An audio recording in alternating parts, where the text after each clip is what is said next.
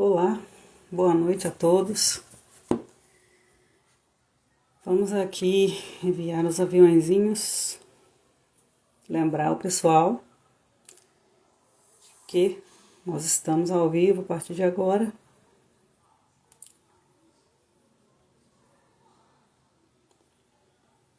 Quem for chegando aí quiser mandar aviãozinho também, fica à vontade.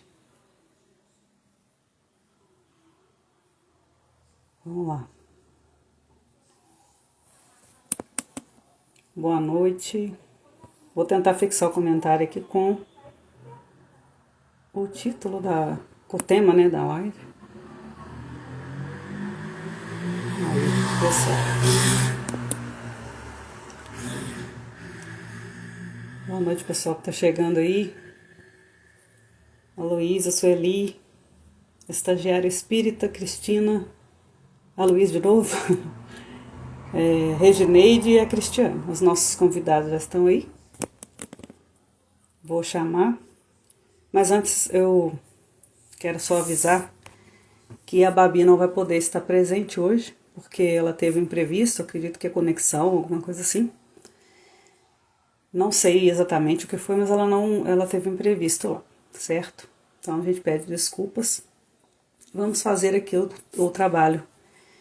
A Luísa, o Cristiane, eu e a espiritualidade. E vocês acompanhando aí com a gente. Vamos chamar aqui Cristiane, Luísa.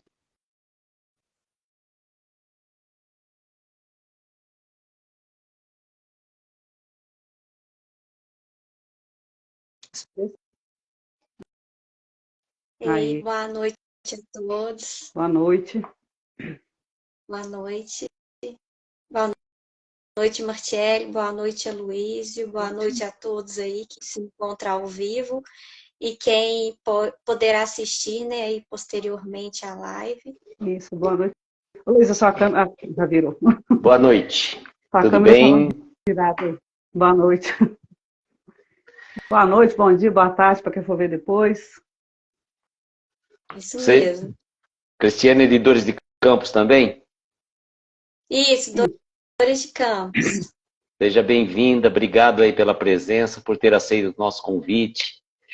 É uma grande alegria conhecê-la virtualmente. Né? A gente já sabe que você faz um trabalho também de divulgação dentro da área da psicologia também, né? Isso, muito obrigada pelo convite. Eu que agradeço, gente, pela oportunidade. Márcia, você fixou o comentário?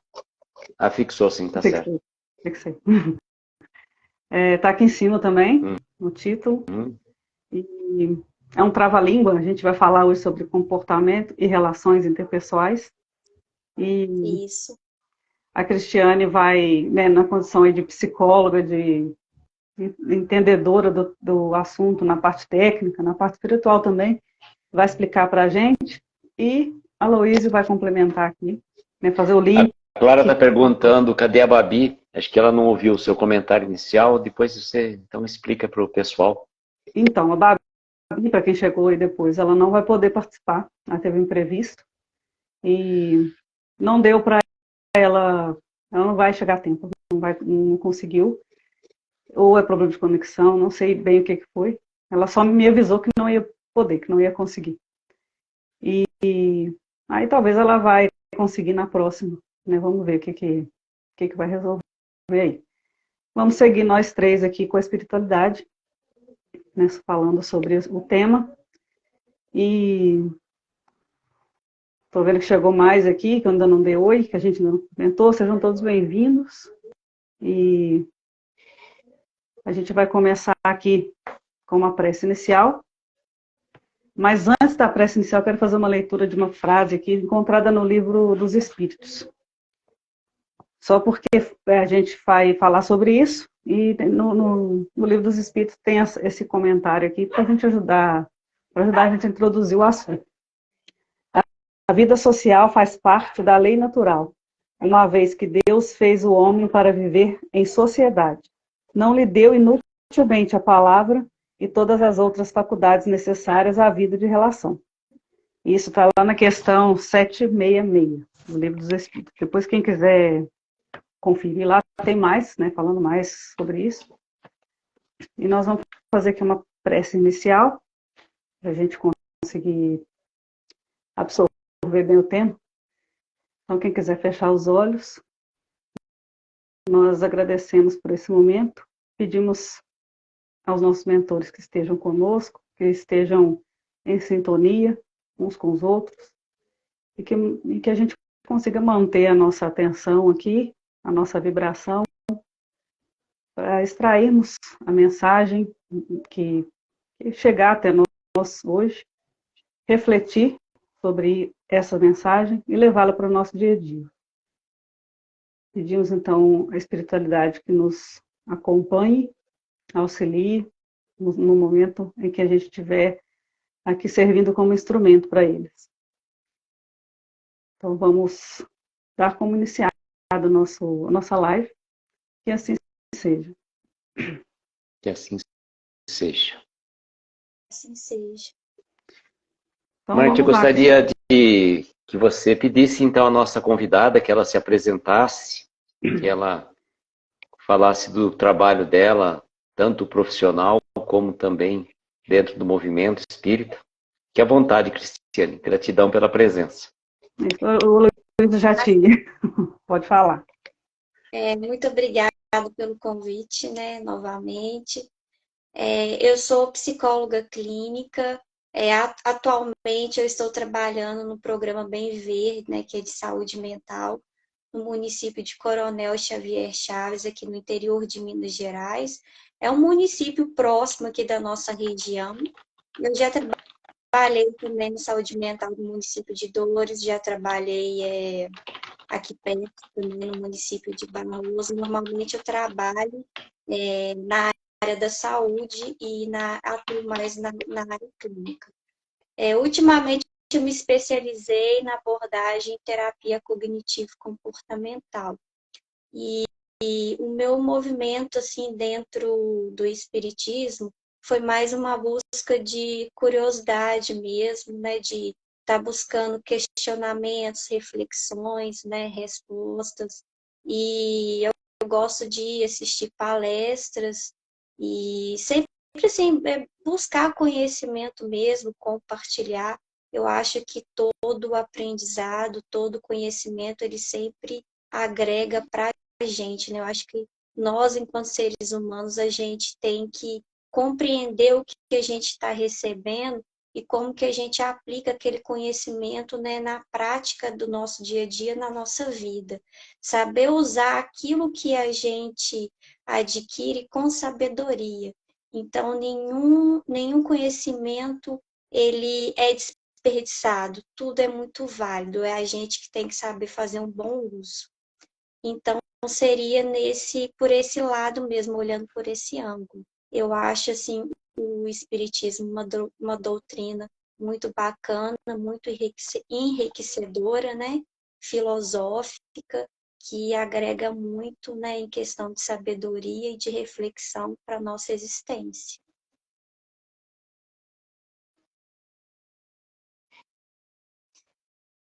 O meu fone desativado.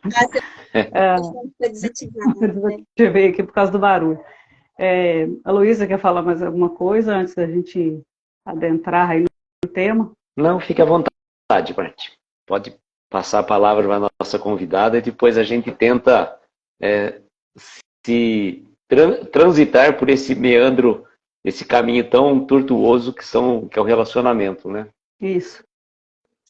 Cristiane, fica à vontade. Então tá. Muito obrigada, gente, pelo espaço. Então, o tema de hoje, né, eu escolhi o comportamento e as relações interpessoais, porque é um tema muito amplo, dá para a gente falar sobre vários aspectos, e isso esbarra na vida de todo mundo, é inevitável, né? Antes da gente falar sobre relações interpessoais, é interessante porque a gente deveria falar sobre relação intrapessoal. Por quê? Intrapessoal diz de nós mesmos, porque precisamos conhecer os nossos próprios valores, os nossos próprios limites, quem nós somos, para que depois a gente faça uma relação interpessoal, né, com o outro. Quando a gente fala de relação interpessoal, é uma relação com o outro. Intrapessoal é com nós mesmos, né? É o conhecimento que a gente tem sobre nós mesmos, ou que deveríamos ter. O que leva a ter, né, esse tipo de conhecimento? Como que a gente sabe se a gente está se relacionando bem com alguém ou não, ou até mesmo com nós mesmos? Pelo nosso comportamento, né? O nosso comportamento, ele aponta quando a gente fala assim, fulano está apresentando dentro da... É muito comum isso dentro da nossa prática, né? Enquanto profissional, né, da TCC, fulano está apresentando, então, um comportamento disfuncional. E para entender isso, a gente fala um pouco sobre a tríade comportamental, que seria pensamento que gera uma emoção que produz um comportamento, né? É uma tríade, porque o pensar, ele é muito importante. O que eu penso hoje é o que eu sinto a maior parte do tempo e, de repente, é o que eu posso reproduzir comportamento. E tem pessoas que podem estar, né, num estado de adoecimento, normalmente pessoas que estão assim, passando por um quadro de depressão, de ansiedade, elas tendem a ter, né, o que a gente chama de pensamentos disfuncionais ou pensamentos negativos, né? São pessoas que ficam, né, num quadro de sofrimento aí, às vezes, assim, presas ao passado, né, ou a pensamentos recorrentes, pensamentos distorcidos. Só que eu vou falar um pouquinho mais lá na frente que existe tratamento para isso, né? E o nosso comportamento, nós sofremos influência de vários aspectos. A gente sofre influência do nosso meio, meio social, familiar. Nós somos reflexos dos nossos pais, né, do nosso berço, da nossa família. Sofremos influência até mesmo da nossa cultura. Eu não posso dizer que tudo é adoecimento, porque senão a gente começa a patologizar tudo. Hoje em dia, para a gente fechar um CID, né, um DSM, existe um critério, né, que aponta sinais e sintomas.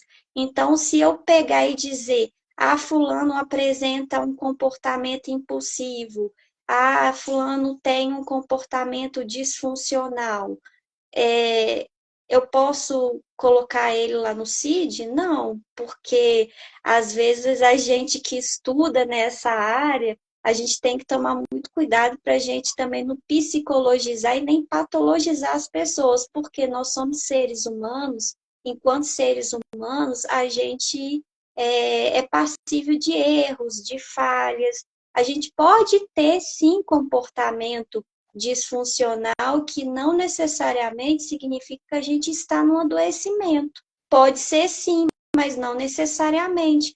Por isso que é importante a busca de uma psicoterapia, não só porque a pessoa esteja numa fase de adoecimento, porque se ela está em adoecimento, ela tem que buscar correr na saúde mental.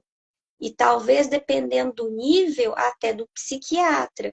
Mas, assim, eu falo que a gente passa por várias fases na vida. E, às vezes, tem fases que a gente está vivendo, passando por situações mais difíceis, que a gente precisa da ajuda de um profissional, seja numa relação, num trabalho, familiar, conjugal, que a gente precisa de uma ajuda. E a terapia, muitas vezes, ela é uma forma também de busca de autoconhecimento. E quando eu falo de que a gente sofre também de influências do meio, eu até cheguei a pesquisar, é até interessante e um pouco engraçado falar sobre isso, mas isso é bem real. Influências culturais. Eu vou dar um exemplo bem prático, né? Parece que é muito bobo, assim, dizer sobre isso, muito simples, mas isso é bem real. A gente sofre até, né, a influência da cultura. Um exemplo disso, né, na França, Dizem que comer em restaurante durante a semana e aproveitar a companhia por pelo menos 1 hora é um costume frequente. Aqui no Brasil, normalmente, é muito difícil, né? Porque as pessoas têm hora marcada para trabalhar, para retornar ao trabalho. Às vezes, assim, tá todo mundo dividido. Às vezes, quando encontra a família é à noite. Às vezes o pessoal assim é muito sem tempo, porque tem uma vida muito corrida, né? Outro exemplo, na Europa, a forma de cumprimento ou recepção é mais contida e menos calorosa. Não são aquele tipo de povo assim que abraça, que beija, igual o brasileiro, que é muito receptivo. Aqui no Brasil, chamamos as pessoas pelo primeiro nome. Fora do Brasil, isso pode parecer falta de educação, porque eles costumam chamar pelo sobrenome. É até um pouco engraçado dizer sobre isso, né? Porque a gente pode pensar assim, uai, quem que tá certo, quem que tá errado? Ninguém, né?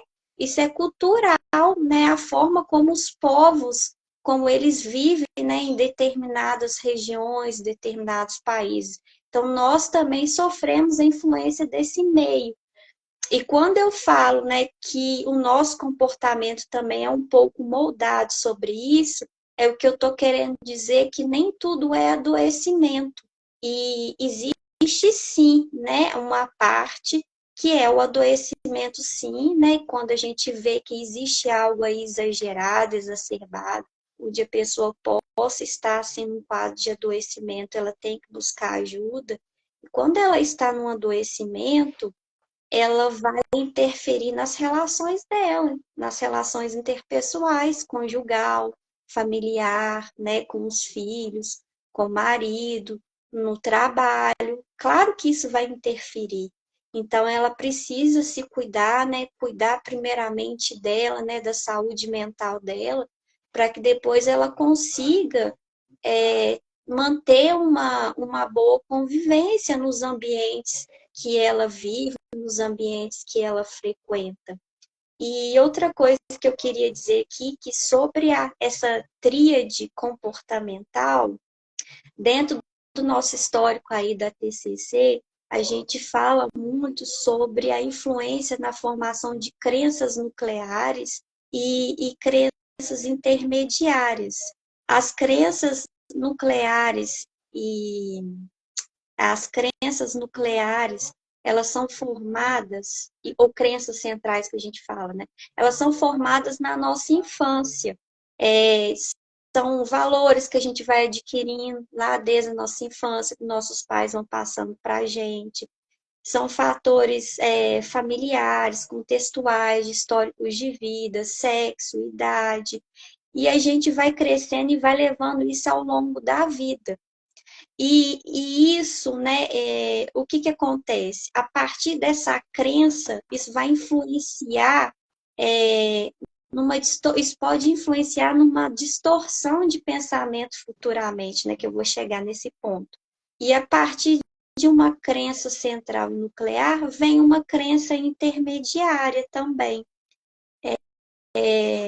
Eu vou ler aqui um pouco, né, só para vocês entenderem melhor, porque isso aqui é um pouco da parte técnica, mas não fica difícil de entender, não. As crenças centrais ou nucleares, elas são formadas na infância e se tornam pensamentos rígidos, cristalizados, os quais muitas vezes precisam ser trabalhados em terapia para serem desconstruídos através de reestruturação cognitiva. A reestruturação cognitiva ou modelagem de comportamento é uma das técnicas da TCC que vai ajudar, né, o ser humano, né, ali, o sujeito, a poder se libertar, encontrar o erro daquele pensamento disfuncional ou até mesmo do comportamento disfuncional. As crenças centrais, elas são ativadas a partir de alguns gatilhos que podem causar essas aflições. As crenças intermediárias, elas são subordinadas a essas crenças centrais, que são, né, quais são esses gatilhos que vão disparar? São algumas atitudes, regras ou suposições, né, que o indivíduo, que isso possa acontecer ao longo do indivíduo, assim, na vida dele.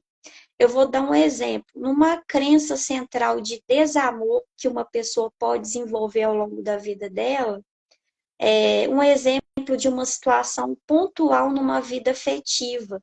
Ela pode achar, então, que ela só vai ser amada se ela fizer tudo que os outros querem, formando, então, uma crença intermediária a partir da crença central do desamor.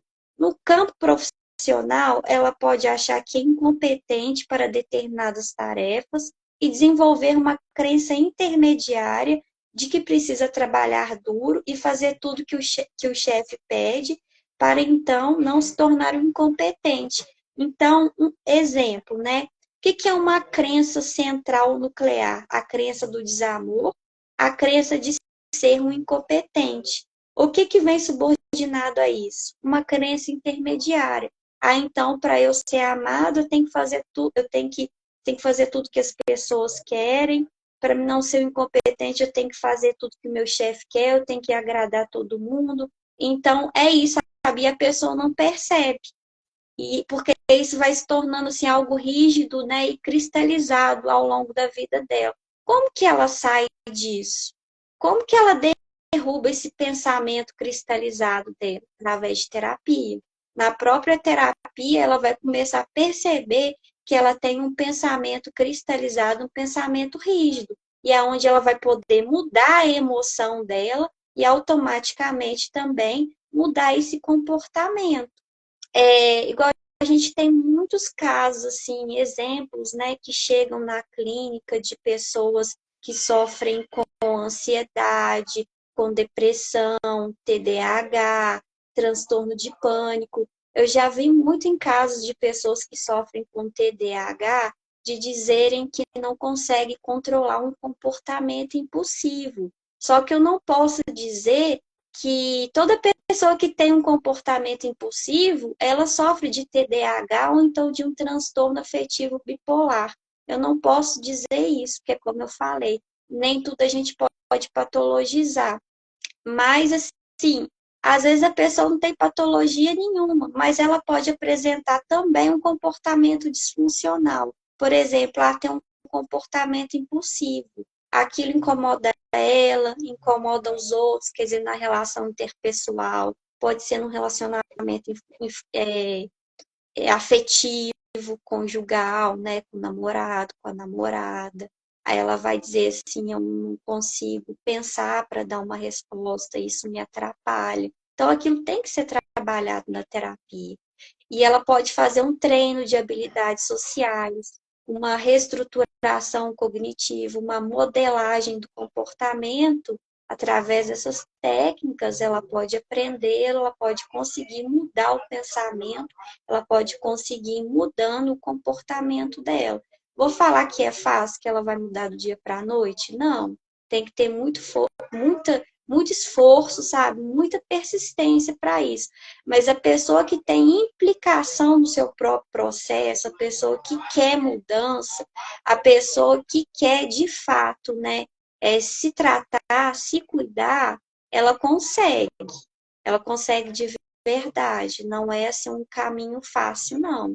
Mas quem está determinado, porque eu falo que terapia não é milagre, né? A gente tem as técnicas, mas a pessoa precisa querer de verdade, né? Ela precisa ter uma verdadeira implicação. Igual nos casos, né, que a gente tem exemplo aí, transtorno de pânico, que a pessoa sofre muito, um medo exagerado, sente muito mal, um mal-estar muito grande também, né? Às vezes sente uma falta de ar, né? Uma dor muito forte no coração, chega nos prontos atendimentos, com uma dor forte no peito, acha que está infartando, quando vai fazer exame não é nada disso, é um quadro de pânico.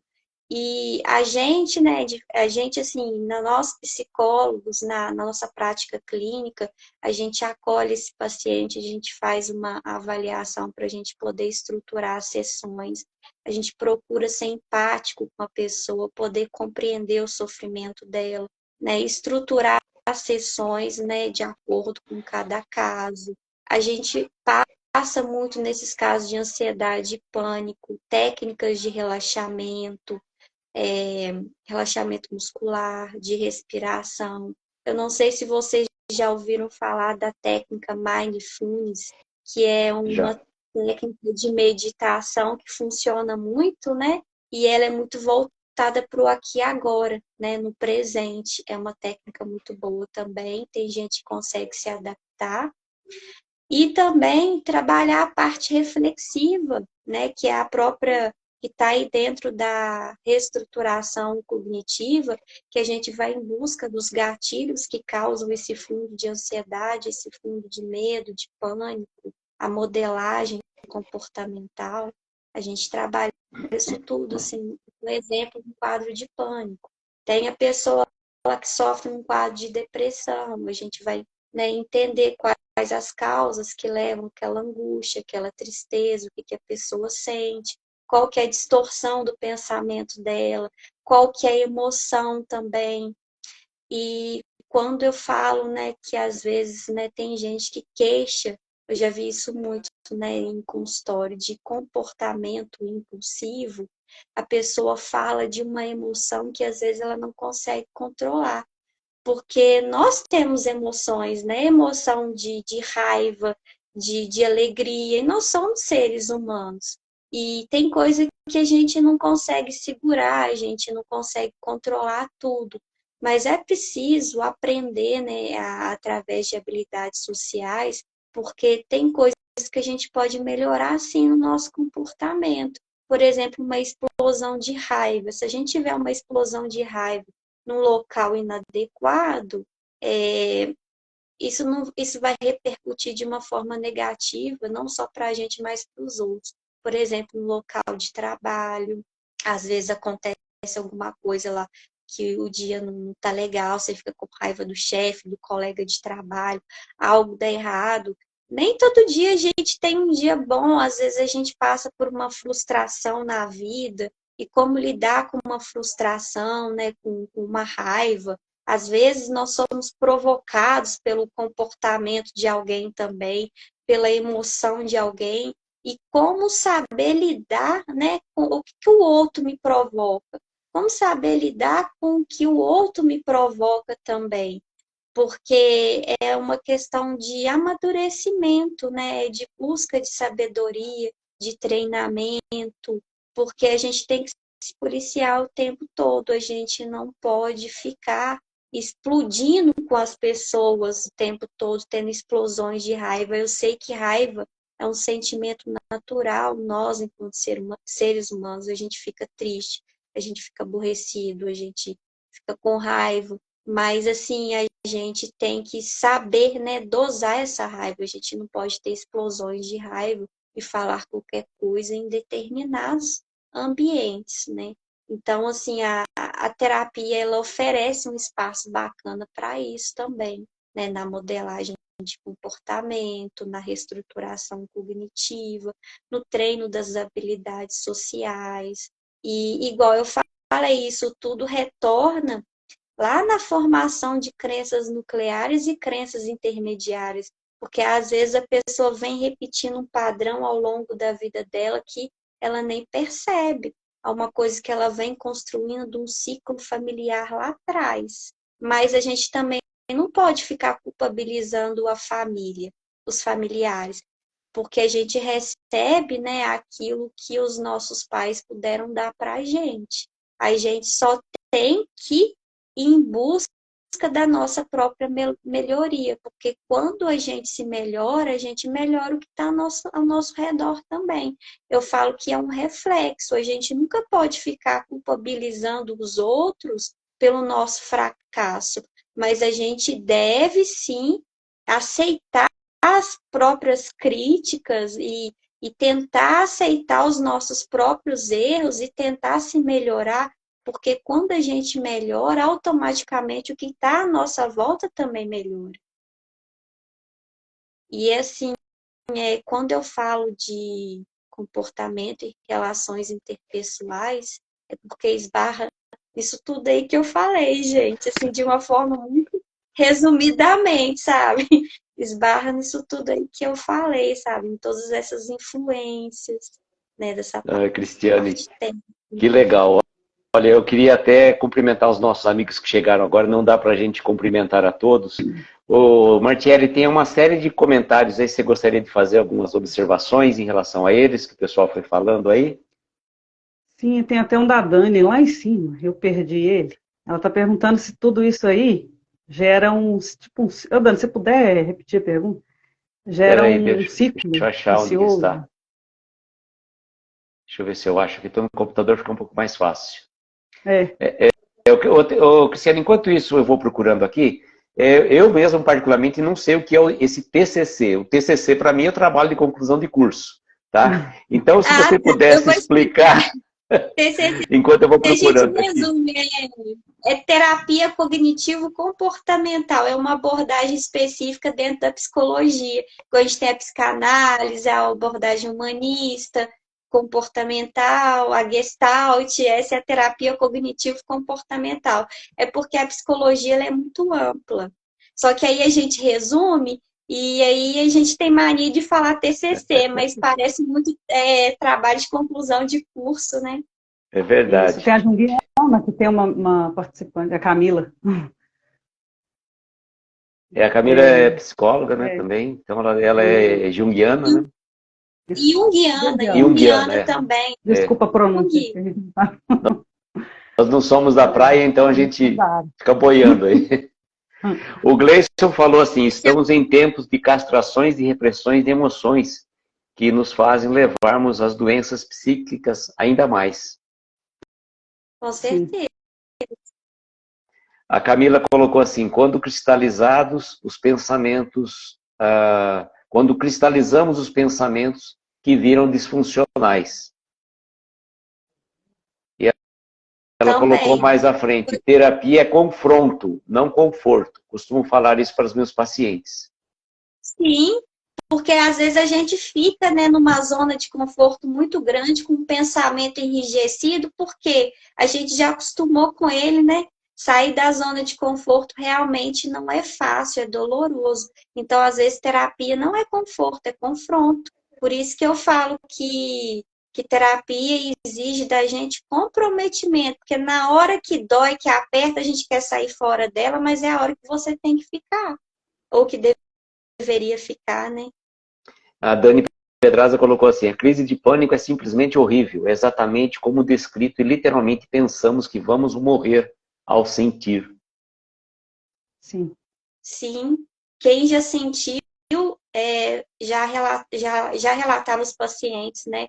De experiência clínica, que é horrível mesmo. Parece que a pessoa vai morrer. Então, o Cristiane, achei uma coisa interessante assim, que você colocou logo no início da sua fala, que, por exemplo, nem tudo é um problema de ordem psicológica, tá? E aí a gente fazendo uma relação com a doutrina espírita, nem tudo é influência espiritual também, né? Então eu acho que a gente tem que ter uma consciência desses momentos, porque a pessoa está passando por um problema de ordem psicológica, acha que é influência espiritual, ou vice-versa, né? Então é importante que ela tenha conhecimento disso, para que ela não fique partindo para o campo do achismo, né? Por isso que é bom uma boa orientação, tanto do ponto de vista da saúde mental, como também da saúde espiritual. Com certeza. Tem que ter um apoio mesmo, né? Uma busca, né, da biopsicossocial que eu falo, né? De todas as esferas, né? Sociais, né? Biológicas, psicológicas e espirituais. Toda forma de ajuda ela é muito válida. E é sempre importante, né, a gente trazer essa consideração para as pessoas que estão aqui conosco, porque a casa espírita não resolve todos os problemas, assim como também a terapia não resolve todos os problemas. Existe um conjunto de fatores, às vezes a pessoa ela vai passar pelo tratamento espiritual, que é importantíssimo, né? Mas só o tratamento espiritual não resolve o problema. Às vezes a pessoa precisa se conscientizar que ela precisa ir ao encontro dela mesma, partir para aquele confronto da terapia, para que ela consiga se encontrar. E também, muitas vezes, não ficar falando assim, eu não gosto de tomar remédio. Infelizmente, às vezes, o quadro clínico, físico da pessoa necessita do medicamento. Então, a gente não pode criar um estigma, falar assim, não, só o tratamento espiritual resolve ou só a terapia resolve. O conjunto de fatores vem resolver. O grande questão, né? Aquela frase que está lá no Templo de Delfos. Conhece-te a ti mesmo. Mas como conhecer a mim mesmo se eu não busco me confrontar com o meu eu particular, né? E é doloroso esse confronto, mas ele é necessário. Exato. Sabe que uma coisa que a gente sempre coloca, que nesse período da pandemia, nós descobrimos o que realmente a gente era. Porque a gente tinha uma capa de verniz assim, linda, maravilhosa, né, bonitinha, que a gente podia falar assim, nossa, eu sou uma pessoa educada, eu sou uma pessoa amorosa. Quando, de repente, veio à tona o isolamento social e que você foi obrigado a conviver não só, né, com seus entes queridos mais próximos, mas também com você mesmo, aí deu muito choque. E aí eu acredito, que você já deve ter passado isso por essa realidade no consultório, quantos casais não se repartiram para separação por esse confronto, que às vezes não tinha tempo para se conhecer, né? E aí, quando tiveram tempo para se conhecer, muitos não se suportaram. Exatamente. Pode falar, desculpa. Não? Essa questão aí das relações, né, interpessoais, elas refletem aquilo que a gente é por dentro, né? Então, assim, a relação com o outro. Com o outro.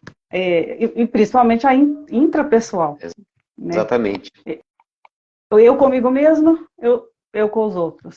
E a gente não vive sem essa relação com a sociedade em si, com a família, com o trabalho, com o vizinho, com colegas, com amigos. E aí vocês tocaram no ponto do autoconhecimento. Geralmente acontece alguma coisa que vem algo externo ali e a gente, ao invés de procurar refletir aquilo e pensar onde que está a minha responsabilidade, não, a gente culpa o outro. Porque ele não está a fim de olhar para dentro de si o seu próprio comportamento. Mais fácil que o comportamento do outro. Mais então, fácil apontar o defeito na cara do outro, né? Isso. E aí vai procurar. É aí que a gente entra, né? Vai ter que procurar se conhecer, tem que procurar. De repente precisa de ajuda, sim, ajuda clínica, ajuda espiritual. Mas o primeiro passo é reconhecer, né? Que tudo a gente tem uma ponta de responsabilidade. Luiz, desculpa te... Não, eu estava pensando no relacionamento intrapessoal, é aquela questão que a gente sempre faz, assim, uma brincadeira, né? Será que eu conseguiria conviver? A gente sempre fala na questão, assim, utópica, né? Devaneio naquela questão da alma gêmea, né? Que a gente sabe que é uma outra realidade dentro do ponto de vista espírita. Uhum. Mas aí, será que você conseguiria conviver 24 horas por dia com uma pessoa com as mesmas características, idiosincrasias, manias suas? Será que você conseguiria conviver com essa pessoa que você é 24 horas por dia? Difícil. Pois é, uma pergunta, né? Que onde a gente deveria se olhar, né? E questionar, né? E aí é onde está o ponto do autoconhecimento. Será que eu conviveria com a pessoa que eu sou hoje? Será que e quando você fala, é um desafio. Que às vezes a gente fica muito assim, não, porque o outro é assim, porque o outro é assado e tal. Mas será que eu conviveria hoje com a pessoa que eu sou? Né? É uma grande pergunta a se fazer, porque isso aí é o autoconhecimento. E quando o Aloysio falou aí sobre a pandemia, né, que foi o Aloysio Martelli que falou sobre... Foi o Aloysio, né, que os casais, né, tiveram mais tempo para ficarem juntos. E aí, de repente, muitos não se suportaram a ficar juntos, né, no período da pandemia. Eu penso também que tem alguns casos, né, de pessoas que tiveram que ficar muito tempo a sós com elas mesmas e não deram conta de ficar com elas mesmas também durante a pandemia. É outro ponto. É verdade. Né? Alguém já pensou A Dani sobre colocou assim, isso? eu sou uma pessoa agradável e desagradável. Refletir é preciso, né? Aí, de repente, engraçado umas condições muito particulares, que a gente fala assim, né? Principalmente nessa característica, o homem ele é mais, como é que fala? Mais manhoso para determinadas situações. Então, quando o homem está gripado, parece que caiu a casa na cabeça dele. Uhum. Que a mulher já tem um pouco mais de jogo de cintura para suportar dores, de um modo geral, né? Então é engraçado essas particularidades que a gente traz, e uma coisa muito importante que a Cristiane também colocou logo no começo, né? Nós trazemos muito da nossa formação, nem estamos colocando aqui do ponto de vista espiritual, mas nossa formação familiar, né? Gestos, manias, hábitos, costumes, e quando de repente duas pessoas que vieram de famílias diferentes passam a conviver, há um choque muito grande nisso, né? Em comportamentos, atitudes.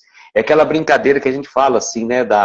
É a pasta de dente, né? Não aquela que o Ari fala sempre, né? Que a gente brinca com ele. Mas a pasta de dente. Um gosta de apertar a pasta de dente lá embaixo, outro no meio. E brincadeiras à parte, né? Não é por aí que o relacionamento se forma. Mas tem algumas manias, alguns hábitos que já vêm enraizados da sua formação familiar, que quando você vai conviver com a outra pessoa, dá choque. E aí a gente percebe também não só o choque familiar, mas o choque profissional. As gerações que chegam, eu acho foi uma coisa muito engraçada que aconteceu no nosso ambiente profissional, que quando nós trabalhávamos, nós éramos em 3 ou 4 profissionais que tinham mais ou menos a mesma faixa. De repente veio uma faixa normalmente totalmente jovem, diferente, com pensamentos, com atitude, e houve um choque ali que foi difícil para a gente conseguir se acertar os nossos pensamentos com os deles, até que a gente conseguiu ter um equilíbrio. Mas no começo foi difícil, ter um equilíbrio para você conseguir entender o pessoal novo que chegava e eles também entenderam nossos hábitos que já estavam formados ali no ambiente profissional, não é? Isso é muito interessante, né? Quando entra aí também sobre cultura e clima organizacional de empresa, né? Que você está falando aí de nova geração. Os costumes, né, de uma empresa. Sim. É como se fosse um berço familiar, né? A Leninha fez uma observação que, gente, tem dia que eu ia me arrastar minha cara no asfalto. Tem dia que até me suportaria, mas não casaria comigo. Coitado do meu marido. Já refletiu aí nesse meio tempo, tá vendo? Isso é bom para a gente mesmo refletir sobre a gente mesmo, né? Porque senão a gente fica se perguntando, né? Apontando defeito sempre na cara do outro, reclamando por que as nossas relações sempre estão dando errados. E a gente sempre tem que achar um motivo, mas sempre o outro está sempre errado. A gente nunca olha para a gente mesmo. Claro, né? Não estou dizendo que sempre a gente é o errado. Pode ser que o outro também esteja errado. Ninguém está isento de alguma falha.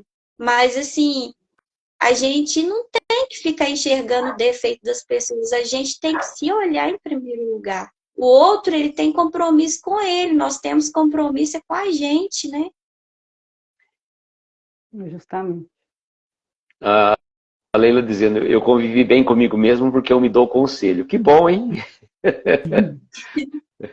Agora, uma coisa que eu acho interessante também, se a gente for pensar, fazendo a correlação dos relacionamentos com a parte da doutrina espírita, é o seguinte: vigiar os nossos pensamentos também. Tanto quando você sai de casa, você tem que fazer uma higienização espiritual para que você vá para a rua, para que você vá para o teu ambiente profissional e você não leve o problema particular da sua casa para o ambiente de trabalho e vice-versa. É importante a gente ter essa conscientização e estarmos atentos para que a gente não seja plasmado pelo ambiente, né? A gente fala assim, que nós devemos procurar sempre ser filtros e não esponjas, no nosso ponto de vista. saber separar, né? Não tá levando um problema para outro lugar. Saber tentar resolver ali o que o problema diz dali, daquele local. Se é da família, é ali naquele local que tem que resolver.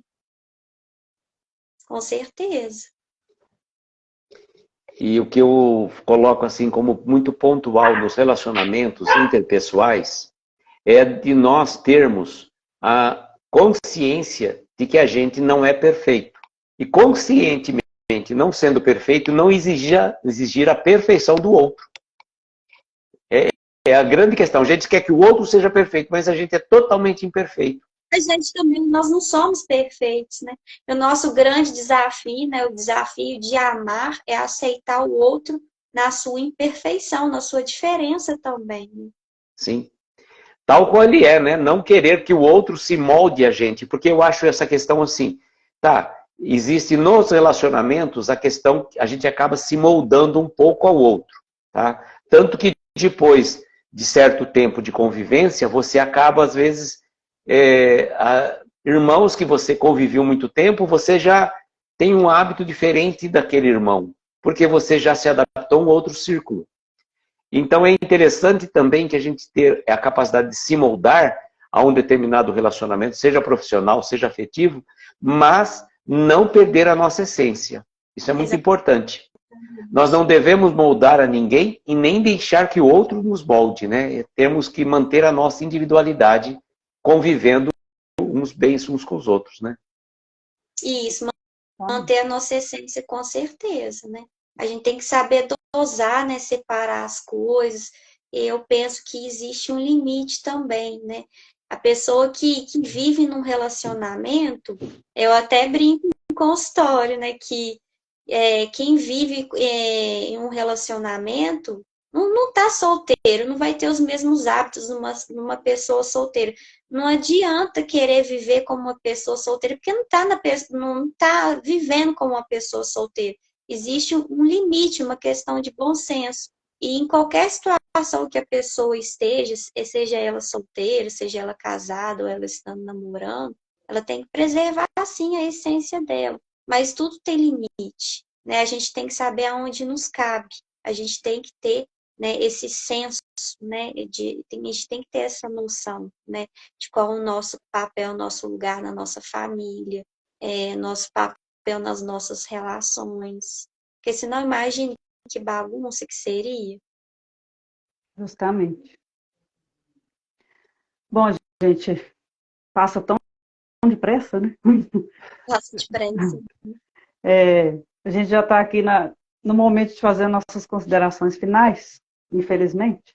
Acho que vai valer uma parte 2 aqui, né, para a gente conseguir falar o que precisa. Quem sabe o perfil Pensamento Espírita não traz um dia a Cristiane? Podemos. Estou cutucando a Martiele que ela tá parada com as lives, só por isso. Sim, Com a a gente Martiele, teve que desculpa. parar aqui por algumas questões de lugar, de tempo, enfim, mas a gente está se organizando aqui. Logística também, né? Cursos, trabalho. Principalmente trabalho e curso. E eu estou organizando aqui para, né, conseguir um horário que eu consiga manter. E um lugar, enfim. E só comentar aqui, a paz do Caires que está comentando. Né? É o Edu Caires, aqui da Sociedade Beneficente Mestre Jesus, aqui de Araraquara. Isso, Edu Caires.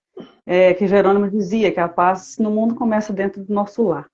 É a primeira instituição, né, que a gente tem contato ali.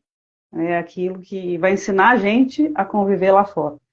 E a gente, né, sabendo conviver entre família ali, a gente sabe conviver com a sociedade da porta para fora. Mas é importante também a gente adaptar, né? Porque nem sempre aquelas pessoas que a gente vai encontrar lá fora têm a mesma educação que a gente teve. É um pouquinho diferente. É aí que está o nosso propósito de crescer como pessoa, de evoluir, de ir aprendendo, de aceitar aprender. E vocês querem falar mais alguma coisa aí para fechar, para concluir? Eu queria falar uma outra coisa aqui, porque a gente falou aí, debateu, né, durante esse tempo todo aí sobre, né, comportamentos, né, cuidado, a busca de terapia, ajuda. Eu esqueci de falar da classe, né, das pessoas que cuidam dos outros, nós profissionais, vocês também que são orientadores, nós somos também as primeiras pessoas que além de dar exemplos, mas que devemos também nos cuidar da nossa saúde mental. Imagina se a gente não cuida da nossa saúde mental, como que a gente vai cuidar do outro? Exatamente. A Eu gente precisa estar bem estou para. aqui falando o tempo todo, né? Porque a pessoa, né, tem que procurar uma ajuda e tal, tem mesmo. Mas nós, né, que somos aí orientadores, vocês que são trabalhadores de casa espírita, eu como referente de saúde mental, nós somos as primeiras pessoas a terem esse cuidado com nós mesmos. Justamente. A nossa mente tem que estar limpa, né? Livre, calma, para conseguir colocar as coisas em ordem, conseguir receber e transmitir, né? Seja lá o que for. Porque nós também somos seres humanos, né? Isso. Alô, Isa? Como qualquer outro ser humano também, a gente também precisa ter esse cuidado. Com certeza. Eu queria agradecer uma vez mais a presença da Cristiane, que veio trazer um tema para as nossas reflexões, e nós conseguimos, graças a Deus, trazer para o nosso dia a dia. Quão importante, né? Porque às vezes um tema fica tão estratosférico e a gente consegue trazer para o nosso dia a dia. Isso que é importante. A mesma forma a doutrina espírita, o Evangelho de Jesus. Ele tem que ser colocado no nosso dia a dia. Que bom. E agradeço de coração aí a tua presença entre nós. E venha mais vezes aí, tá bom? Muito obrigada. Eu que agradeço vocês e espero que o conhecimento que eu passei seja muito válido e prático para todo mundo que assistir essa live ou que esteja assistindo. E eu tentei passar de uma forma mais simples, né, mais clara possível, e espero que as pessoas tenham compreendido que esse é o objetivo, né? A gente passar um conhecimento que ele seja acessível a todos. E no mais, fica aí os meus sinceros agradecimentos. Então, gente, quem passou por aqui, quem está com a gente até agora, muito obrigada também pela companhia. E antes da gente terminar, vamos pedir ao Aloysio para fazer uma prece de encerramento aqui para a gente continuar a nossa noite tranquilos e refletindo, né, sobre o que a gente veio aprender aqui hoje. E convidar os amigos para depois, terminando a nossa live, às 22 horas, tinha a live do Carlos e Natália do Somos Espíritas. Isso mesmo. Então, amigos, eu gostaria de convidar a todos, aqueles que assim se sentirem confortáveis, para fechar os olhos, tomarmos uma inspiração profunda, conforme vamos relaxando o corpo, vamos soltando o ar lentamente, vamos mentalizar ao nosso lado a doce presença do nosso Mestre Jesus, pedindo a Ele que possa abençoar a cada um de nós que passou por esta live, que está aqui entre nós, ou que vai assistir depois. Que possa abençoar os nossos lares, os nossos familiares, nossos entes queridos, aquelas pessoas que nos pediram prece ao longo do dia, que a espiritualidade amiga envolva a esses corações queridos. Rogamos, Mestre, que possa abençoar a cada um de nós, que tenhamos uma noite de sono reparadora e um bom domingo com muita paz, saúde e alegrias espirituais. E que o Divino Mestre continue nos abençoando hoje e sempre. E que assim seja. Assim seja. Boa noite, obrigada, Cristiane, obrigada, Aloysio. Fiquem com Deus e tchau. Tchau, gente. Gratidão a todos. Gratidão.